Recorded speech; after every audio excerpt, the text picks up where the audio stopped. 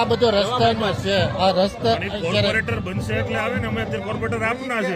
બીજી બધી સત્તા તો ભાજપની છે કે નહીં, તો કેમ નથી? અને મારી સિવાય આ બધાને સમસ્યા. જવાબ આપો ને ભાજપ પર આયા છો વિસ્તારમાં ખાડા પડેલા રે કેમિયા નો આયા મનીષાબેન જવાબ આપો. અલા ભાઈ જવાબ આપો મને બેન, તમે ભાગો નહીં. ઓય ઢોલ બંધ કરો, જવાબ આપો ને.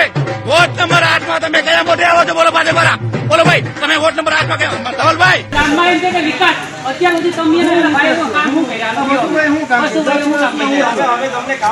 પશુભાઈને આગળ જોયા, પશુભાઈને આગળ જોયા.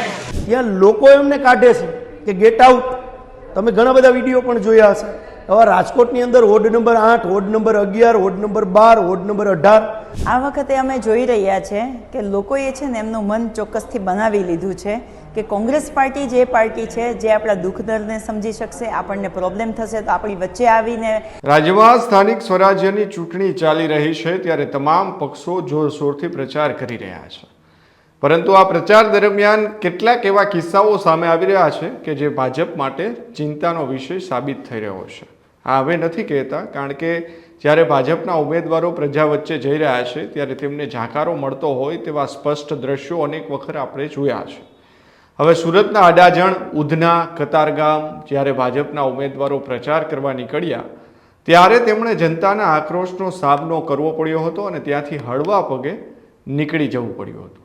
ત્યાંના સ્થાનિક રહેવાસીઓ ભાજપના ઉમેદવારને કહ્યું કે 5 વર્ષ સુધી જીત્યા બાદ દેખાયા નથી, ત્યારે હવે ચૂંટણી આવી છે ત્યારે તમે મત લેવા આવ્યા છો. એવું નથી કે માત્ર સુરતમાં જ આ પ્રકારના દ્રશ્યો જોવા મળ્યા હતા, પરંતુ ભાજપના ઉમેદવારોને જ્યાં જાકારો મળ્યો છે એ વડોદરાની પણ આપણે વાત કરવી છે. હવે વડોદરામાં પણ આ પ્રકારની ઘટના બની છે. રાવપુરામાં કાપડી પોળમાં જ્યારે ભાજપના ઉમેદવારો પ્રચાર કરવા માટે ગયા ત્યારે સ્થાનિકોએ તેમનો ઉધડો લીધો અને પ્રાથમિક સુવિધાને લઈને અનેક સવાલો પણ કર્યા. ત્યારે ઉમેદવારોએ સ્થાનિકોના જવાબ આપવાના બદલે ત્યાંથી ફટાફટ નીકળી જવાનું પસંદ કર્યું. એટલે કે ઠેર ઠેર આ પ્રકારના દ્રશ્યો ભાજપ માટે હવે ચિંતા લાવી રહ્યું હોય તેવું સ્પષ્ટ દેખાઈ રહ્યું છે. ત્યારે કચ્છના મુખ્ય મથક ભુજમાં ભાજપના ઉમેદવારો પ્રચાર કરવા નીકળ્યા ત્યારે પણ જોવા જેવી થઈ. ભુજ નગરપાલિકા વોર્ડ નંબર 8માં ચૂંટણી પ્રચાર દરમિયાન ભાજપના ઉમેદવારોને જનતાના આક્રોશનો ભોગ બનવું પડ્યું. જાગૃત નાગરિકે આ ઉમેદવારો જ્યારે પ્રચાર કરવા આવ્યા ત્યારે તેમને સવાલો કર્યા, પરંતુ આ ઉમેદવારો પાસે કોઈ જવાબ ન હોવાથી ઉમેદવારોને ત્યાંથી ભાગવું પડ્યું હતું.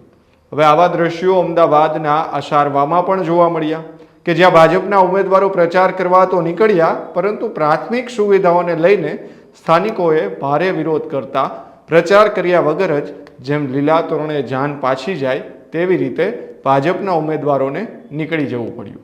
એટલે કે આ સ્થાનિક સ્વરાજની ચૂંટણીમાં ભાજપને જનતાના વિરોધનો સામનો કરવો પડી રહ્યો છે. ત્યારે હવે કોંગ્રેસના ઉમેદવારો આ તકનો લાભ લઈ 5 વર્ષમાં ભાજપ દ્વારા થયેલા ભ્રષ્ટાચારો અંગે લોકોને જાગૃત કરી પરિવર્તન લાવવા માટે મથી રહ્યા છે.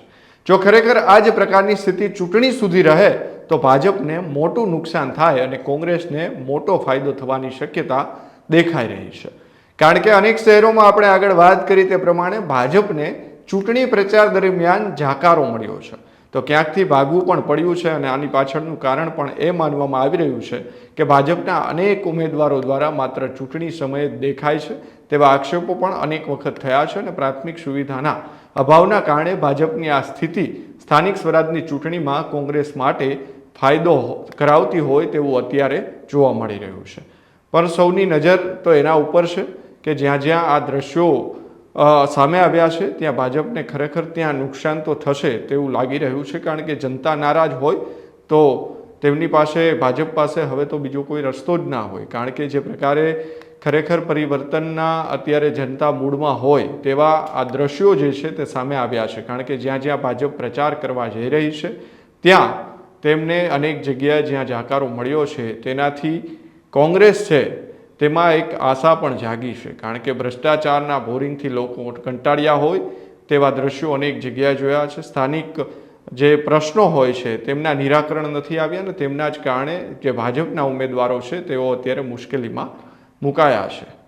પરંતુ જો જનતા ખરેખર પરિવર્તનના મૂડમાં છે કે કેમ તે આવનાર દિવસોમાં પણ જોવા મળશે. કારણ કે ચૂંટણી પૂરી થાય પછી જ આપણને ખબર પડે કે ખરેખર આની અસર જે અત્યારે દ્રશ્યો છે તેની અસર ખરેખર મતપેટી સુધી પહોંચી છે કે કેમ? જે પ્રમાણે ભાજપને જાકારો વળ્યો છે તેનાથી કોંગ્રેસ પણ ફાયદો થાય તેવું રાજકીય વિશ્લેષકો પણ માની રહ્યા છે. ત્યારે હવે પરિવર્તનના પવન ફૂંકાશે કે કેમ તે ચૂંટણીના પરિણામ બાદ જ ખબર પડશે. પરંતુ આ બધાની વચ્ચે જ્યારે આ પ્રકારના દ્રશ્યો સામે આવ્યા છે ત્યારે કોંગ્રેસના નેતા શું કહી રહ્યા છે આવો સાંભળીએ. રાજકોટ શહેર કોંગ્રેસ વતી સંગઠનના માધ્યમથી અમે ઘણા બધા લોકોના પ્રશ્નને વાચા આપવાનું કામ કર્યું છે. ચૂંટણી પહેલાં કર્યું છે, ચૂંટણી તો હમણાં ડિક્લેર થઈ. અને ભારતીય જનતા પાર્ટી ભ્રષ્ટાચારી શાસન રાજકોટમાં છે. ટીઆરપી ગેમ ઝોન થયો, રાજકોટની જનતાના જીવ ગયા. રાજકોટ મહાનગરપાલિકા દ્વારા સંચાલિત સિટી બસ જે સેવા છે એમાં એક્સિડન્ટોમાં અનેક રાજકોટના નાગરિકોના જીવ ગયા. રાજકોટ મહાનગરપાલિકામાં ગુજરાત ગવર્મેન્ટ દ્વારા સ્થપાયેલી એન્ટી કરપ્શન દ્વારા રેડ કરવામાં આવી. 3 થી 4 અધિકારીઓને રંગે હાથે ઝડપીને મહાનગરપાલિકામાંથી પકડીને લઈ ગયા. આ બધા પ્રશ્નો ચોથી જાગીર રાજકોટની જનતા જાણે છે.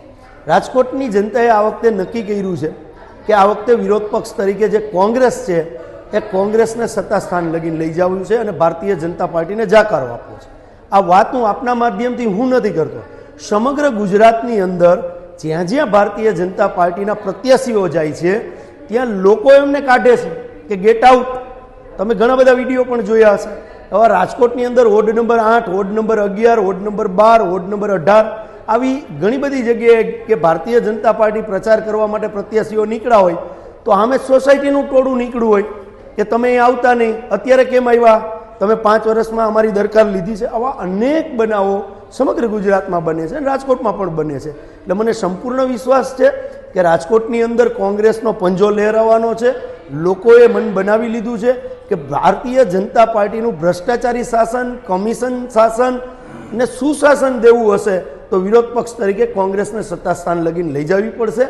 આ રાજકોટની વાત છે અને સમગ્ર ગુજરાતની અંદર પણ આ જ વાત હું કહું છું કે લોકોએ મન બનાવી લીધું છે કે આ ભ્રષ્ટાચારી શાસનને ગુજરાતમાંથી હાંકી કાઢે. આ વખતે અમે જોઈ રહ્યા છે કે લોકોએ છે ને એમનું મન ચોક્કસથી બનાવી લીધું છે કે કોંગ્રેસ પાર્ટી જે પાર્ટી છે જે આપણા દુઃખ દર્દને સમજી શકશે, આપણને પ્રોબ્લેમ થશે તો આપણી વચ્ચે આવીને આપણા પ્રોબ્લેમને સોલ્વ કરશે. એટલે હું ચોક્કસપણે એવું માનું છું કે કોંગ્રેસ પાર્ટીને લોકોએ વિશ્વાસ મૂક્યો છે. એનું સૌથી મોટું ઉદાહરણ એ છે કે જે ભારતીય જનતા પાર્ટી એવું કહેતી હતી કે કોંગ્રેસને ઉમેદવારો નહીં મળે, એ કોંગ્રેસના ઉમેદવારો તો અડીખમ એમને મળી ગયા, પણ ભારતીય જનતા પાર્ટીના અંદરોઅંદરના ડખાઓ તો બહુ બહાર આવતા આપણે મીડિયા સમક્ષ પણ જોયા છે અને લોકોના મુખે આપણે ચર્ચાઓ પણ સાંભળી છે.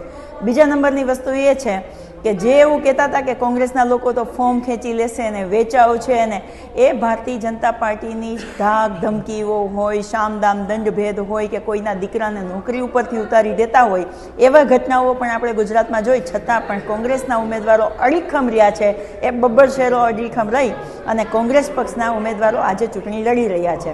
એમાં અત્યારે આપણે જોઈએ તો ભારતીય જનતા પાર્ટી જ્યાં પ્રચાર કરવા જાય ઢોલ નગારા લઈને ત્યાં સામેથી લોકો ગાળો આપીને કે એનું અપમાન કરીને, અને એવું પણ સાંભળેલું છે કે 5 વર્ષમાં તમે કોઈ દિવસ દેખાણા નથી, કયા મોઢે તમે મત લેવા આવો છો, આવું કહી અને એમને પાછા મોકલી દે છે અને કોંગ્રેસને આવકાર આપે છે. એના ઉપરથી ચોક્કસથી હું એવું માનું છું કે આ વખતે પંજાનો પરચમ લહેરાવાનો છે.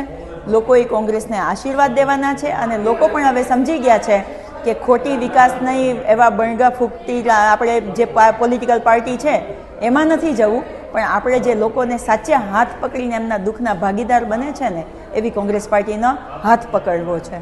તો આ હતા કોંગ્રેસના નેતા પ્રગતિ આહિર. તેમણે પણ કહ્યું છે કે જે પ્રમાણે ભાજપને જાકારો મળી રહ્યો છે ત્યારે આવનાર દિવસોની અંદર આ ચૂંટણીમાં, સ્થાનિક સ્વરાજની ચૂંટણીમાં કોંગ્રેસને ચોક્કસથી ફાયદો થવાનો છે અને જનતા પરિવર્તન લાવશે તેવું તેમનું માનવું છે.